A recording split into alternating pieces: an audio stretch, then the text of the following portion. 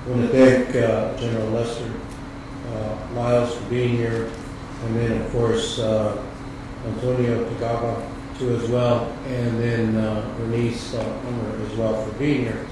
I'd love to have seen a Hispanic panelists there too as well as we look at diversity. So when I look across the floor, I'd like to, as we talk about diversity and looking at the needs, it would have been nice to have seen someone there, and I'm sure that you will speak in behalf of the overall diversity, even though we have a Filipino here that we identify with and I identify very closely with as well. It becomes very important for a lot of us. We're here to discuss military diversity and the respect and dignity that our soldiers deserve, both active and retired, male and female, Hispanic, Asian, and African Americans alike. And all we're asking for is the same kind of opportunities and upward mobilities within our ranks too as well, and looking at not only what needs to be done when we look at the numbers and statistics that are currently presented right now, because it's estimated that we have 344,000 women who serve the armed service and active duty in the National Guard Reserves. And then when you look at how many females that we've had that have been a four-star general, I believe that we have had one, and that's Ann Dunwoody of New York. And she said, it is a calling to be a soldier, and there is a great sense of pride and comrade in serving in the greatest army in the world. Every woman who has heard the challenge to serve are deserving of our utmost respect and admiration, and what they're asking for is equal opportunity and advancement too as well. And I could speak as a paratrooper because I served both in the 101st and 82nd Airborne during the period of time that I served, and I remember many times being criticized, or I was criticizing an officer the majority of the time. Maybe that's why I didn't get promoted, because the officer couldn't pronounce my name. He kept saying Baca, and I said it's Baca, so he kept asking me to do push-ups. So I did a lot of push-ups during that period of time. So I haven't lifted weights, I haven't had to because I didn't have push-ups. Didn't have to at that well, but yet, you know, telling that there was a difference between the diversities and understanding the different cultures.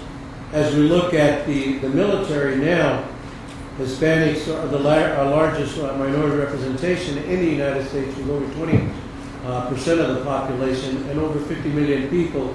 And yet, when we look at the representation in the armed services, it seems like we're lacking in the number of Hispanics. Even if we look at the enlisted, as we look at the enlisted percentages, the numbers are not there. The Marines currently have 9.4% of the enlisted, and then when you break it down in officers, it's even worse in that area, and that doesn't even reflect the population. Yet in the African American community, 16% nationwide, but yet there's a higher percentage of enlisted in that area. So we have to ask ourselves, why is it that we have African Americans who are enlisting in the armed services, and yet there's still not upward mobility?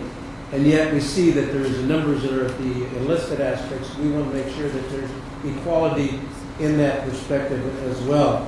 And then when you look at the Navy, it's 17.7% of enlisted, but not in comparison to the total population. And then the Air Force, it's at 18% in the area. I look forward to today's hearing. I know that we've had a Hispanic who had been the Lieutenant General Ricardo Sanchez, Commander of Coalition Ground Forces in Iraq in 2003-2004. He believes there's a major disparity in the military. He said stereotypes and prejudice and the low expectation of Hispanics are deeply rooted in the highest rank. So there is a problem. We need to identify why is it, and what do we need to do, and how do we solve that? How can we all work together?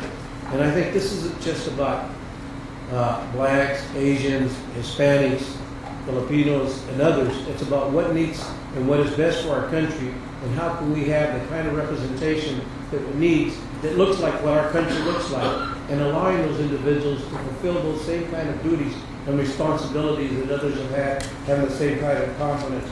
And with that, I look forward as corporate chair to making sure that we have diversity, not only in our military ranks, but also in our military as well, as we look at purity and allowing us to advance. With that, thank you very much. I look forward to the testimony. Thank you very much, Carl.